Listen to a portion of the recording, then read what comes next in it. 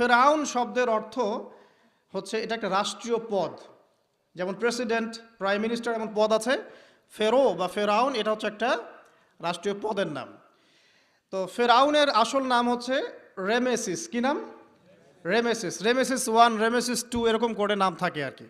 আর যে ফেরাউনের মমিটা আমরা পেয়েছি তারও একটা নাম আছে। তার নাম হচ্ছে, আমি এনসাইক্লোপিডিয়া ব্রিটানিকা থেকে এটা পেয়েছি, তার নাম হচ্ছে মনেপ্তাহ। যে ফেরাউনের মমিটা আমরা পেয়েছি এর নাম হচ্ছে মনেপ্তাহ, তার মূল নাম। তাকে রেমেসিস বলা হতো, আর তার টাইটেল হচ্ছে ফেরো বা ফেরাউন। ঠিক আছে? এখন এই ফেরাউনদের সময় ইউসুফ আলী ইসলামের রেখে যাওয়া সেই যে বনু ইসরাইল, এরা আর উন্নত জীবনযাপন করতে পারলো না। তারা দাসত্বের শৃঙ্খলা আবদ্ধ হলো, তাদের উপর জুলুম নির্যাতন শুরু হতে লাগলো। এক পর্যায়ে ফেরাউন তাদেরকে ডিভাইড অ্যান্ড রুলের মতো করে সমাজে নিপীড়িত করতে লাগলো। আর ফেরাউনের অনেক পাপ ছিল, যে পাপটা আমরা আসলে অল্প কথায় ব্যাখ্যা করতে পারবো না। এক কথায় সে নিজেকে আল্লাহ দাবি করেছিল। তারপরে সে সমাজের মধ্যে শিরকের প্রচলন ঘটাতো। সে কন্যা সন্তানদেরকে জীবিত রাখতো, পুত্র সন্তানদেরকে হত্যা করে ফেলতো। সে সমাজের মানুষদেরকে বিভক্ত করত, দুর্বলের উপর সবলের অত্যাচার চালাতো। এবং তার একটা অহংকার ছিল, সেটা হচ্ছে সেনাবাহিনীর অহংকার। সে মনে করতো যে সে ওই সময়কার সুপার পাওয়ার, তাকে কেউ পরাজিত করতে পারবে না। ঠিক এখনকার বিশ্বের পরাশক্তিগুলোর মতোই তার দাম্ভিকতা ছিল আর কি। তো একটা কথা বলে নেই, এই ফেরাউন এবং মূসা আলাইহিসসালাম, এই ফেরাউন যখন বনু ইসরায়েলকে নির্যাতন করতে লাগলো, তখন আল্লাহ পাক একজন নবী পাঠালেন, তার নাম কি? মূসা আলাইহিস সালাম। আর মূসা আলাইহিস সালাম আর ফেরাউনকে নিয়ে কোরআনুল কারীমে প্রায় 44টা সূরার মধ্যে কথা আছে। আমি হিসাব করে দেখেছি এবং আমি টুকটাক ঘাটাঘাটি করে দেখেছি যে প্রায় 44টা সূরার মধ্যে 532টা আয়াত আছে মূসা এবং ফেরাউনকে নিয়ে। কথা বুঝতে পারছেন? 532টা। কোরআনের টোটাল আয়াত কত? একদম ভুল উত্তর, 6236। 6000 কত? 236। মতবিরোধ আছে, তবে 6236টা আয়াতের পক্ষে শক্ত দলিল আছে। তো এটাকে পার্সেন্টেজ দিয়ে করবেন, যারা ম্যাথামেটিক্স পারেন তারা তো খুব সহজেই পারবেন। তো পার্সেন্টেজ করলে দেখবেন যে 8.53% আয়াত মূসা এবং ফেরাউনকে নিয়ে। 100%-এর মধ্যে প্রায় 8.5 বা 9% আয়াত কাকে নিয়ে? মূসা এবং ফেরাউনকে নিয়ে। এমনি এমনি তো আল্লাহ পাক এই কাজটা করবেন না নিঃসন্দেহে। এর মধ্যে একটা শিক্ষা বা মেসেজ আছে, সেটা হলো আমাদের জন্যে, উম্মতে মুহাম্মাদির জন্যে যেই সব জাতির মধ্যে সবচেয়ে বেশি শিক্ষা আছে, তার মধ্যে সবচেয়ে ইম্পর্টেন্ট হচ্ছে মূসা এবং ফেরাউনের সময়। মূসা এবং ফেরাউন, এই ঘটনার মধ্যে যে শিক্ষাগুলো আছে এটা আমাদের জন্য সবচেয়ে বেশি ইম্পর্টেন্ট। এই জন্য এত বেশি আয়াত নাজিল করা হয়েছে। কোরআনের যে কোনো সূরা খুলবেন দেখবেন মূসা আর ফেরাউন, মূসা আর ফেরাউন। কী কারণ? এমনি এমনি নিঃসন্দেহে শেষ জামানে আমরা যারা বাস করব তাদের জন্য এই ঘটনার মধ্যে বিশাল কিছু শিক্ষা আছে। শিক্ষাগুলো আমরা ইনশাল্লাহ আজকে জানব। তো এখন মূসা আলাইহিস সালাম এই ফেরাউনের যুগে জন্ম লাভ করলেন। তবে ফেরাউনকে জ্যোতিষীরা বলেছিল আগেই যে ওই শাম দেশ থেকে একটা আগুন আসছে যে তোমার সিংহাসনকে পুড়িয়ে ফেলবে। এর ফলশ্রুতিতে ফেরাউন যেটা করলো, সমস্ত পুত্র সন্তান যারা হতো এদেরকে তারা জবাই করে হত্যা করত। তো যখন জনগণ বলল যে কাজটা খুব খারাপ, প্রতিবাদ শুরু হলো, তখন 1 বছর গ্যাপ দেওয়া শুরু করলো। 1 বছর মারবে, আরেক বছর রাখবে, আরেক বছর মারবে, আরেক বছর রাখবে। যেই বছর মারলো না সেই বছর জন্ম লাভ করলো মূসা আলাইহিস সালামের ভাই হারুন আলাইহিস সালাম। ঠিক আছে? উনিও কিন্তু নবী ছিলেন। আচ্ছা, আর যে বছর মারার কথা সেই বছর জন্ম লাভ করলেন মূসা আলাইহিস সালাম। এখন আমি খুব শর্ট করে বলছি, অনেক ডিটেলস বলতে গেলে 3টা বেজে যাবে, আজকে আসরও হতে পারে। তো এখন যে বছর মারার কথা সেই বছর জন্ম লাভ করলেন মূসা আলাইহিস সালাম। এখন মূসা আলাইহিস সালামের মা কিন্তু তখন খুব শঙ্কিত, ফেরাউন তার সন্তানকে হত্যা করবে। আল্লাহ রাব্বুল আলামিন কোরআনের মধ্যে বলেছেন সূরা কাসাসের মধ্যে। কোন সূরা? সূরা কাসাস। আমি 2টা সূরার নাম বলছি, আজকে বাসায় গিয়ে পড়বেন। এই 2টা সূরার মধ্যে সবচেয়ে বেশি হিস্ট্রি আছে মূসা এবং ফেরাউন এই বিষয়টার উপরে। একটা সূরার নাম হচ্ছে সূরা তাহা, এখানে সুন্দর করে ধারাবাহিকভাবে গল্পটা দেওয়া আছে। আর একটা সূরা হচ্ছে সূরা কাসাস। এই 2টা পড়বেন অর্থসহ। তো মুসা আলাইহিস সালামের মায়ের হৃদয়টা খুব শঙ্কিত ছিল যে তার সন্তানকে হত্যা করে ফেলা হবে। আল্লাহ রাব্বুল আলামিন বলছেন যে আমি তার কলবে ইলহাম করলাম। সুবহানাল্লাহ। আল্লাহ পাক তার মায়ের কলবের মধ্যে ইলহাম, মানে কি? ইলহাম হচ্ছে আল্লাহর পক্ষ থেকে প্রত্যাদেশ না, ওহী না, কিন্তু একটা বুঝ বা একটা নূর, একটা তাজাল্লি, একটা বসিরা ঢেলে দেওয়া। এটা কিন্তু নবুয়ত না, একটা কাজের চেতনা বা দৃঢ়তা আল্লাহর পক্ষ থেকে ঢেলে দেয়া। ঠিক আছে?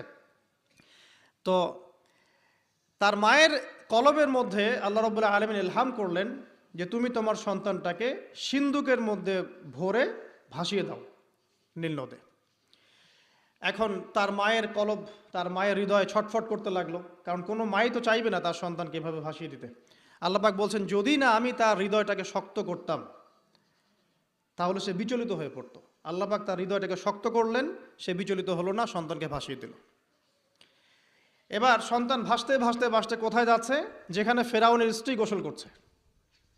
কথা কি বুঝতে পারছেন? খুব চমৎকার হিস্ট্রি কিন্তু গল্পটা। এবং গল্প মানে এখানে আসলে গাল গল্প না, এগুলো সত্য ঘটনা।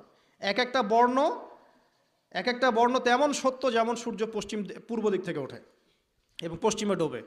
এটা যেমন সত্য, এর এক একটা বর্ণ সত্য, এগুলো কোনো গাল গল্প নয়। এবার ফেরাউনের স্ত্রী আসিয়া সেই সিন্দুক পেয়েছে। মুসা আলাইহিস সালামকে আল্লাহ পাক বলছেন যে আমি মুসা আলাইহিস সালামের চেহারার মধ্যে মোহাব্বত বা ভালোবাসা ঢেলে দিয়েছিলাম। তার চেহারা যেই দেখতো তাকে ভালোবাসত। বুঝছেন? ভালোবাসা ঢেলে দিয়েছেন।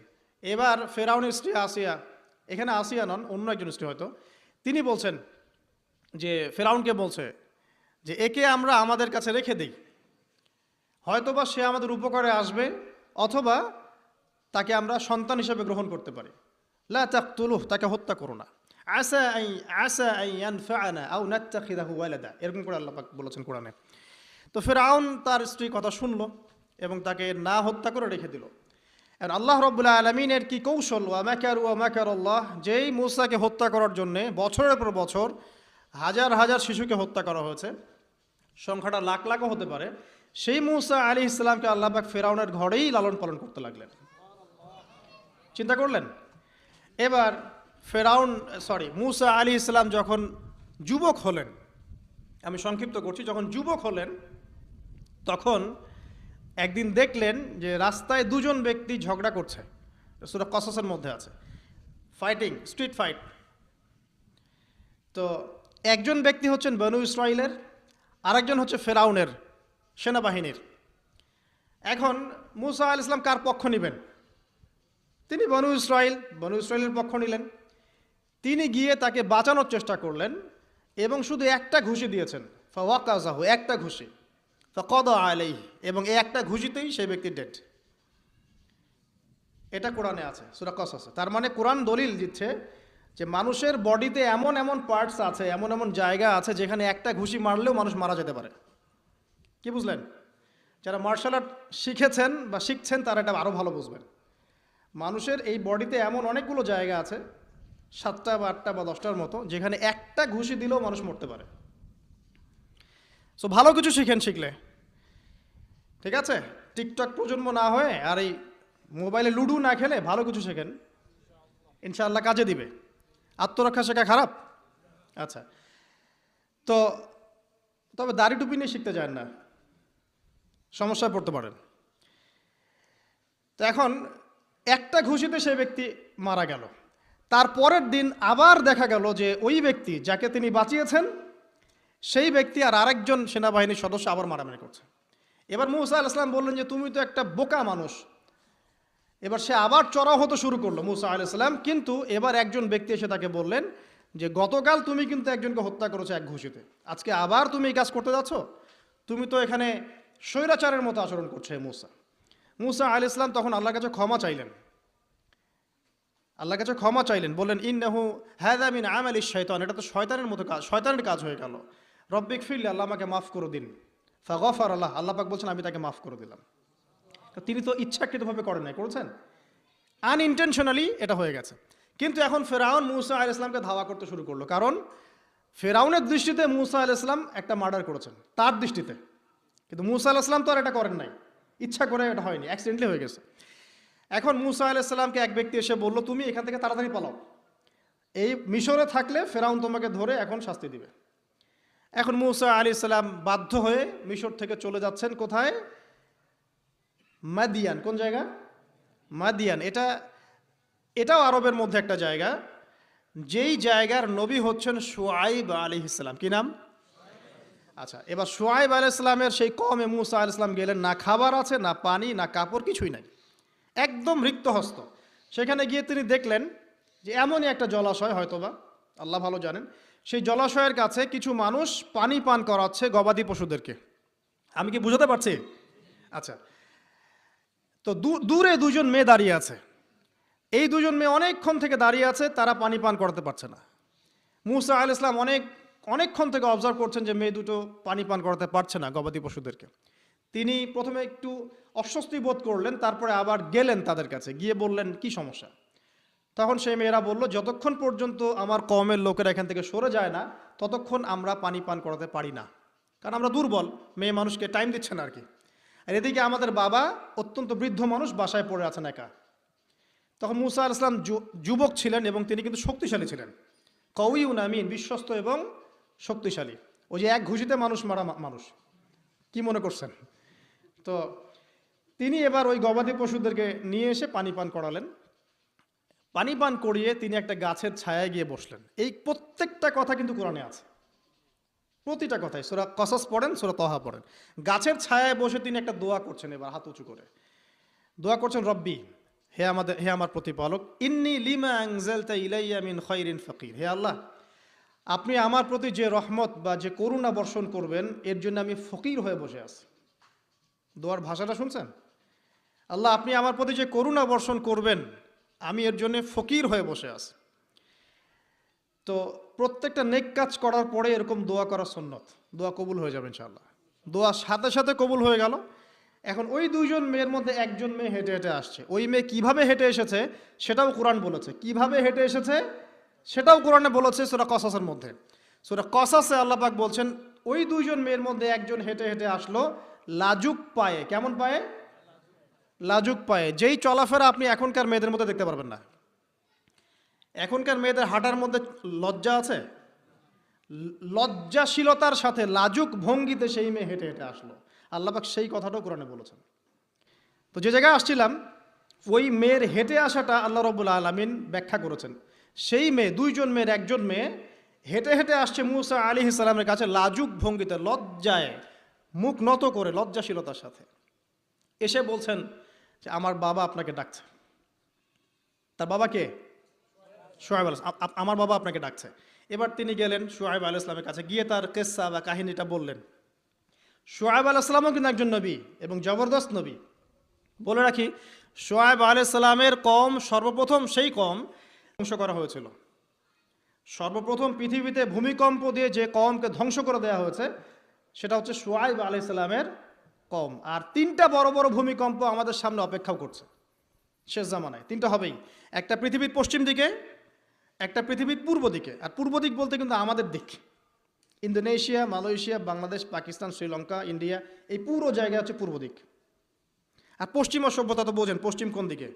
আর একটা হবে পৃথিবীর মাঝখানে। মাঝখান কোনটা? এই যে জাজিরাতুল আরব, এখানে একটা হবে। এটা হবেই, কোনো বিজ্ঞানী ঠেকাতে পারবে না। তো শুআয়ব আলাইহিস সালামের কওম সেই কওম যাকে ভূমিকম্প দিয়ে ধ্বংস করা হয়েছিল। তো এখন মুসা আলাইহিস সালাম তার কাছে গিয়ে তার ঘটনাগুলো বললেন। শুআয়ব আলাইহিস সালাম তাকে বললেন, ঠিক আছে, আমার মেয়ের একটা দাবি। আমার মেয়ে বলেছে যে তুমি হচ্ছ বিশ্বস্ত এবং শক্তিশালী, তোমাকে যেন আমি আমার কাজে নিয়োগ করি।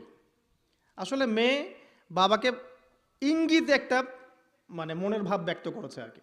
তখন তার বাবা সেই ভাবটা বুঝতে পেরেছেন। তিনি বলেছেন, ঠিক আছে, আমি আমার এই মেয়ের সাথে তোমাকে বিয়ে দিব। শর্ত কি? শর্ত হচ্ছে তোমাকে 8 বছর আমার এখানে কাজ করতে হবে। 8 বছর, কত বছর? 8 বছর কাজ করার বিনিময়ে আমি তোমাকে আমার মেয়ের সাথে বিয়ে দিচ্ছি। আর যদি তুমি চাও তাহলে 10 বছর পূর্ণ করতে পারো। ঠিক আছে? তো মুসা আলাইহিস সালাম বলেন, ঠিক আছে, আমাদের মাঝে আল্লাহ পাক সাক্ষী হিসেবে যথেষ্ট। এবার সেখানে মুসা আলাইহিস সালাম তার সংসার শুরু করলেন। 10 বছর অতিবাহিত হলো। তারপরে এখন মিশরে ফিরে যাওয়ার পালা। মুসা আলাইহিস সালাম তার স্ত্রীকে নিয়ে কোথায় যাচ্ছেন এখন? মিশর, তার হোম টাউন, ঠিক আছে, মাদারল্যান্ড। কিন্তু যাত্রা পথে তুয়া উপত্যকায় বিভিন্ন কিতাবে এসেছে তার স্ত্রীর প্রসব বেদনা শুরু হয়। তখন তিনি আগুন তালাশ করতে থাকেন। আগুন তালাশ করতে করতে আস্তে আস্তে তিনি এমন একটা জায়গার দিকে চলে যান তুয়া উপত্যকায়, যেখানে দেখেন যে গাছের উপর আগুন জ্বলছে। এবং তখন আগুনকে ফলো করতে করতে হঠাৎ তিনি এক গায়েবী আওয়াজ শুনতে পান। আওয়াজটা হচ্ছে এমন, আমি একটু পড়ে শোনাই। আওয়াজটা হচ্ছে এমন যে ইন্নি আনা রব্বুক ফাখলা'না আলাইক ইন্নাকা বিল ওয়াদিল মুকদ্দাসি তুয়া। এই আওয়াজটা আল্লাহ পাকের। কার আওয়াজ? সুবহানাল্লাহ। আল্লাহ পাক মুসা আলাইহিস সালামের সাথে কথা বলছেন এই জায়গায়।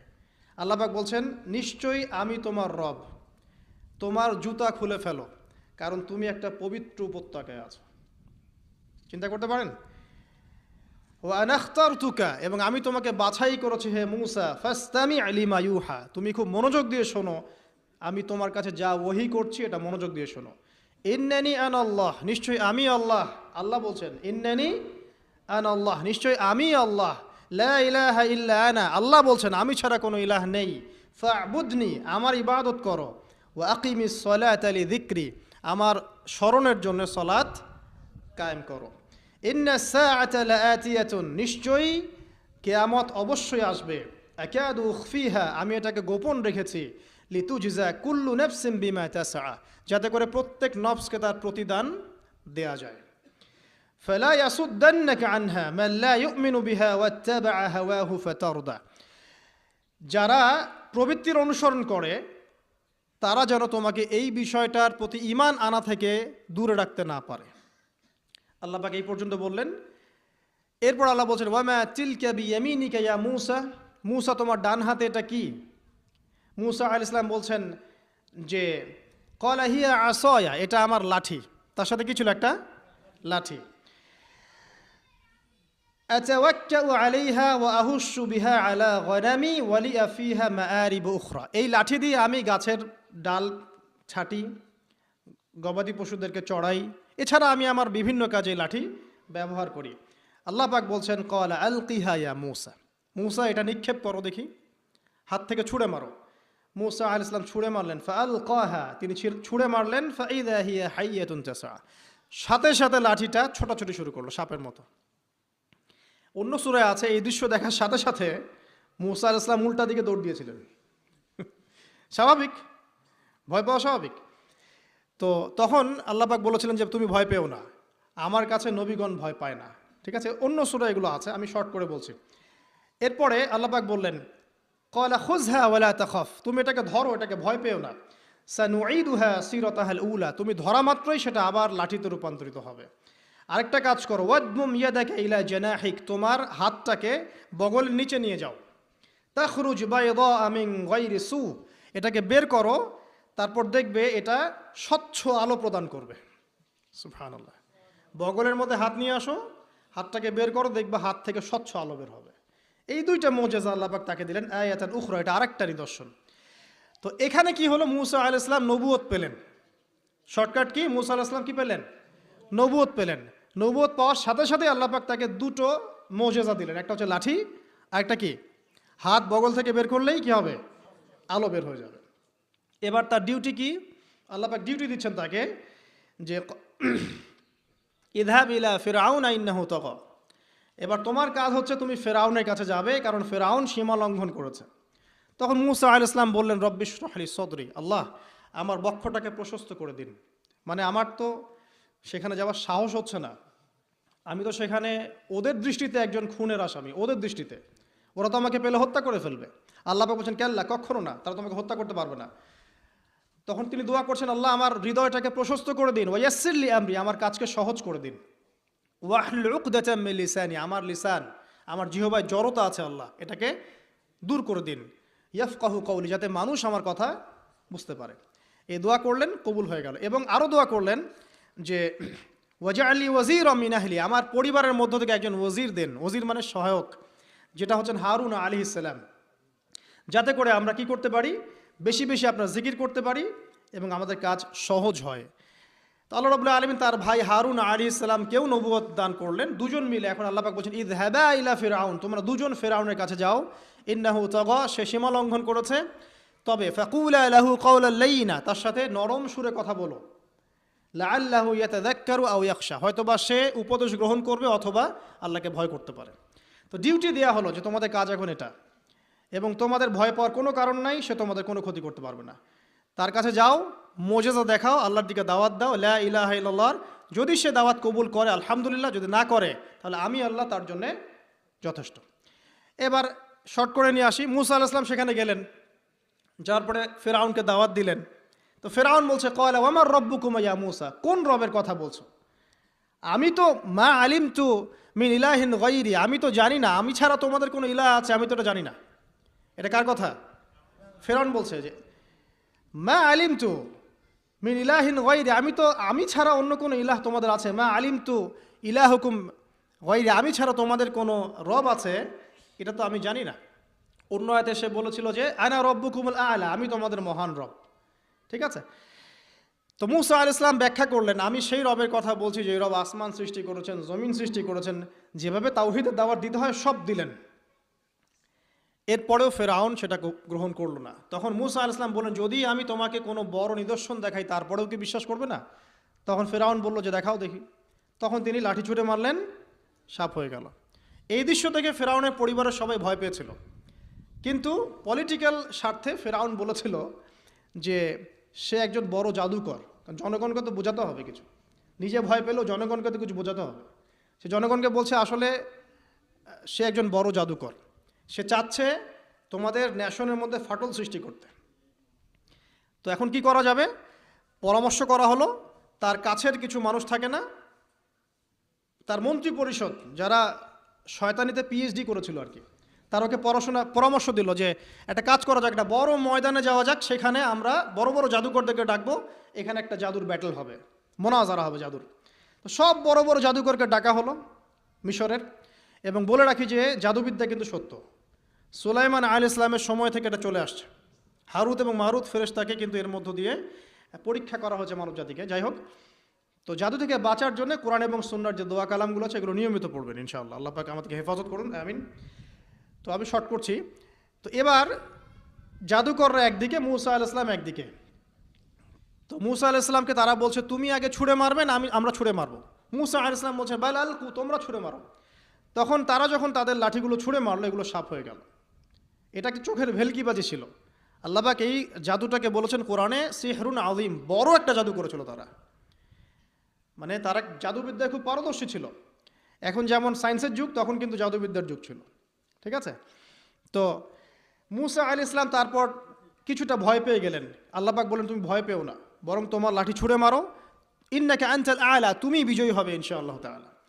এরপর মুসা আলাইহিস সালাম লাঠি ছুঁড়ে মারার সাথে সাথেই তার লাঠিটা যে সাপে রূপান্তরিত হলো, এই সাপটা বাকি সব সাপকে খেয়ে ফেললো। এই দৃশ্য দেখার সাথে সাথেই ওই জাদুকর যারা ছিল, সবচেয়ে বড় বড় জাদুকর, একটা সমাজে সবচেয়ে বড় বড় জাদুকর, সাথে সাথে মুসলিম হয়ে গেল। বললো যে ক্বালা আমান্না বিরব্বি হারুন ওয়া মুসা, আমরা মুসা এবং হারুনের রবের প্রতি ঈমান নিয়ে আসলাম। তখন ফিরআউন বলল যে ও আচ্ছা, তাহলে ইন্নাহু কাবীরুকুম আল্লামাকুমুস সিহর, তাহলে মুসাই হচ্ছে তোমাদের লিডার, যে তোমাদেরকে জাদু শিখিয়েছে। তাহলে পলিটিক্যাল লোকজনের কথাগুলো এরকমই হয়, সত্য কখনো স্বীকার করতে যাবে না। তো যে তাহলে মুসাই মনে হয় তোমাদের চেয়ে বড় জাদুকর, তাহলে তোমাদের শাস্তি দিব এবার আমরা। কি শাস্তি? ওই যে শুলদণ্ড দিয়ে ডান দিকের হাত বাম দিকের পা কেটে ফেললো। চিন্তা করতে পারেন, একদিকের হাত একদিকের পা কেটে শুলদণ্ড দিয়ে ঝুলিয়ে রাখলো। তখন এই জাদুকররা এমন একটা কথা বলেছে যেটা পড়লে আমরা চোখ দিয়ে পানি পড়ে যায়। এই জাদুকররা বলেছিল যে তোমার যা ইচ্ছা তুমি তা করো, ফাকদি মা আনতা ক, তোমার যা মনে চায় তাই করো। কথাটা শুনছেন? ফাকদি মা আনতা ক, তোমার যা মনে চায় তাই করো। কিন্তু আমরা ইন্না আমান্না বিরব্বি হারুন ওয়া মুসা, আমরা মুসা এবং হারুনের রবের প্রতি ঈমান এনেছি। আশা করা যায় যে আমরা এই ঈমান আনার ফলে সারা জীবন জাদুবিদ্যা চর্চা করে যে পাপ করেছি, আল্লাহ পাক সব পাপ মাফ করে দিবেন ইনশাআল্লাহ। দেখেন, একটা সেজদা না করেও তারা জান্নাতে চলে গেল। দেখলেন, তারা কিন্তু নামাজ পড়তে পারে নাই, সুযোগ হয়নি। রোজা রাখতে পারে নাই, জাকাত দিতে পারে নাই, শুধু খালেস ইমান যে না আল্লাহকে চিনেছি, আল্লাহ ছাড়া কোনো ইলাহ নাই, আল্লাহ ছাড়া কাউকে পরোয়া করি না, আল্লাহই সব কিছু। তারপরে তাদেরকে ফাঁসি দেওয়া হলো, হাত পা কেটে ফেলা হলো, জান্নাত। এই ঘটনাটা পড়বে তহার মধ্যে আছে। যাই হোক, এখন এভাবে যখন মূসা আলাইহিস সালামকে পরাজিত করতে পারলো না, মূসা আলাইহিস সালাম তাদেরকে সময় দিলেন, তওবা করে ফিরে আসো, আল্লাহ পাক মাফ করে দিবেন। কিন্তু ফেরাউন এবং তার দলবল এগুলো সহ্য করলো না, বরং ফেরাউন টিটকারি করছিল, এই হামান তুমি আছো? হামান বলছে হ্যাঁ আছি। আমার জন্য একটা বড় প্রাসাদ নির্মাণ করো, ইট পোড়াও, আমার জন্য উঁচু প্রাসাদ তৈরি করো, যাতে আমি উকি মেরে দেখতে পারি মূসার রব কোথায় আছে। কথা বুঝতে পারছেন? আমার কাছে মনে হয় হয়তোবা, আল্লাহু আলাম, হয়তোবা এই আয়াতটা মিশরের পিরামিডের দিকে ইঙ্গিত করছে, হয়তোবা, আমি জানি না সঠিক, আমি মানে 100% নিশ্চিতভাবে বলতে পারবো না, কিন্তু আমার কাছে মনে হয় হয়তোবা এটা সেই সময়কারই ঘটনা, যে হামান ইট পুরাতে থাকো, ইট এবং পাথর পোড়াও, উঁচু উঁচু উঁচু একদম সর্বোচ্চ এক কিছু তৈরি করো, প্রাসাদ তৈরি করো, যাতে করে আমি তার উপরে উঠে মূসার ইলাহকে দেখতে পারি। এটা কার কথা ছিল? ফেরাউনের। এটা করাও হয়েছে। এরপরে 9টা আযাব আল্লাহ পাক দিয়েছেন। কয়টা? 9টা। একবার সতর্ক করা হয়, যদি না শোনে আল্লাহ পাক আযাব দিলেন রক্তের, সমস্ত পানি রক্ত হয়ে গেল। এবার ফেরাউন এবং তার লোকজন এসে বলে আমরা তওবা করব, মূসা তুমি দোয়া করো আল্লাহর কাছে, আল্লাহ যেন সরিয়ে দেয়। মূসা আলাইহিস সালাম দোয়া করেন, আযাব সরে যায়, তারা আবার নাফরমানি শুরু করে। কথা বুঝতে পারছেন? তারপরে আযাব আসলো ব্যাঙের, সবখানে ব্যাঙ দিয়ে ভর্তি। তারপরে আবার তওবা করার প্রত্যয় ব্যক্ত করলো, তওবা করলো না, আবার আযাব। এরপরে আযাব উকুনের, কিসের? উকুন। এভাবে একটা একটা করে আসতে থাকলো। এবার প্লেগ, তারপর ফড়িং। প্লেগ এমনভাবে এসেছিল যে একদিনেই 70,000 মানুষ মারা গেছে। এভাবে 9টা আযাব আল্লাহ পাক দিলেন, কিন্তু ফেরাউন কিছুতেই ঈমান আনলো না। এবার সবশেষ পালা। সর্বশেষে মূসা আলাইহিস সালাম বললেন যে বনু ইসরাইলকে আমার সাথে যেতে দিবা কিনা সেটা বলো। তো এখন যেহেতু অনেক মানুষ মারা যাচ্ছে প্লেগে, সবশেষে গিয়ে মূসা আলাইহিস সালামের কাছে ফেরাউন এবং তার এই যে হামান, কারুন, যারা যারা ছিল, এরা নমনীয় হলো এবং বলল ঠিক আছে, তোমরা বনু ইসরাইলকে নিয়ে এখান থেকে বের হয়ে যাও, মিশরে আমরা আর কোনো আপদ চাই না, তোমরা চলে যাও এখান থেকে। এবার যখন মূসা আলাইহিস সালাম এবং বনু ইসরাইল এখান থেকে বের হয়ে যাচ্ছেন, বলা হচ্ছে তাদের সংখ্যা ছিল প্রায় 30 লক্ষ, কেউ বলেছেন 40 লক্ষ। সংখ্যাটা ফ্যাক্ট না। বনু ইসরাইলের একটা বড় কম ছিল, 10 থেকে 20% মানুষ মিশরের বনু ইসরাইল ছিল। তারা এখন বের হয়ে যাচ্ছেন রাতের অন্ধকার শেষ হয়ে ফজরের সময়। ফেরাউনের মাথায় আবার শয়তানি চাপলো। সে বলল না, এদেরকে যেতে দেওয়া যাবে না, যদি চলে যায় ওখানে গিয়ে যদি বিদ্রোহ করে আমাদের উপর হামলা করে, কি করণীয়? ফুল ফোর্স নিয়ে, তার যত সেনাবাহিনী ছিল সমস্ত সেনাবাহিনী নিয়ে ফেরাউন মূসা আলাইহিস সালাম এবং তার কওমকে ধাওয়া করা শুরু করলো পিছন থেকে। এবার মূসা আলাইহিস সালাম যাচ্ছেন, তার কওমকে সাথে নিয়ে, সামনে পড়ে গেল লোহিত সাগর। কোন সাগর? লোহিত সাগর। আর পিছনে ফেরাউনের বাহিনী। এরকম একটা অবস্থায় মূসা আলাইহিস সালামের কওমের কিছু মানুষ বলেছিল ইন্না লামুদরাকুন, হে মূসা আমরা তো ধরা পড়ে গেলাম, আমরা তখন যেতে পারবো না, সামনে সাগর, পিছনে ফেরাউন। এই সময় মূসা আলাইহিস সালাম একটা কথা বলেছিলেন, এই কথাটা যে বলতে পারবে বিপদের সময় আল্লাহ পাক তার সাথে থাকবেন ইনশাআল্লাহ। মূসা আলাইহিস সালাম বলেছেন কাল্লা, ওইরকম একটা অবস্থা তিনি বলছেন কাল্লা, কখনো নয়, ইন্না রব্বি মাইয়া সাইয়াহদিন, আমার রব আমার সাথে আছেন, তিনি আমাকে পথ দেখাবেন। কথা বুঝতে পারছেন? ব্যাস আল্লাহ পাকের সাহায্য নেমে আসলো, তিনি বললেন লাঠি ছুঁড়ে মারো। লাঠি ছুঁড়ে মারার সাথে সাথেই একটা দুইটা না 12টা রাস্তা হয়ে গেল, পানি ভেদ করে, সাগর ভেদ করে। আর এই 12টা রাস্তা দিয়ে, এটা কোনো গাল গল্প নয়, 12টা রাস্তা দিয়ে বনু ইসরাইলের 12টা দল চলে গেল, পার হয়ে গেল। আর ফেরাউন এটা অবাক হয়ে দেখছে। এক পর্যায়ে সেও সিদ্ধান্ত নিল যে আমিও আমার ফোর্স নিয়ে ধাওয়া করব। এই যে সে নামলো লোহিত সাগরের, সাথে সাথে পানি আবার আগের জায়গায়। এক মুহূর্তের মধ্যে, মানে এক দিনে পুরো ফেরাউন এবং ফেরাউনের যত সেনাবাহিনী আছে এক দিনের মধ্যেই শেষ, পৃথিবী থেকে চিরবিদায়।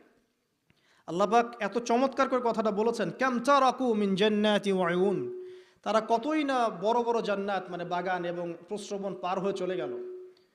ওয়া কুনুজি ওয়া মাকামিন কারীম, কত সুন্দর সুন্দর জায়গা তারা ছেড়ে দিয়ে চলে গেল। এবং তারা ধাওয়া করতে লাগলো ফেরাউন মূসার বাহিনীকে। যখন তারা ডুবে গেল, ফামা বাকাত আলাইহিমুস সামাউ ওয়াল আরদ, তাদের জন্য আসমান এবং জমিনের কোনো সৃষ্টি এক ফোঁটা চোখের পানিও ফেলে নাই। এটা আপনি সূরা দুখানের মধ্যে পাবেন, আরও বিস্তারিত আছে। তো এই যে ঘটনাটা ঘটেছে, এই ঘটনাটা ঘটেছে মুহররম মাসের 10 তারিখে। কয় তারিখে? এই হচ্ছে সেই ঘটনা যার স্মরণে আমরা মুহররম মাসের 10 তারিখে সওম রাখি। কথা কি বুঝতে পারছেন? এটাই সেই ঘটনা, যেই ঘটনার ফলশ্রুতিতে এটাকে স্মরণীয় করে রাখতে আল্লাহ পাক কিয়ামত পর্যন্ত এই আশুরার সওমটাকে রেখে দিয়েছেন। এটা ইহুদিরাও রেখেছে, ইসলাম আসার পূর্বে, মানে নবী সাল্লাল্লাহু আলাইহি ওয়াসাল্লামের শরীয়ত আসার পূর্বেও আগের জাতিরাও এটাকে রেখেছিল।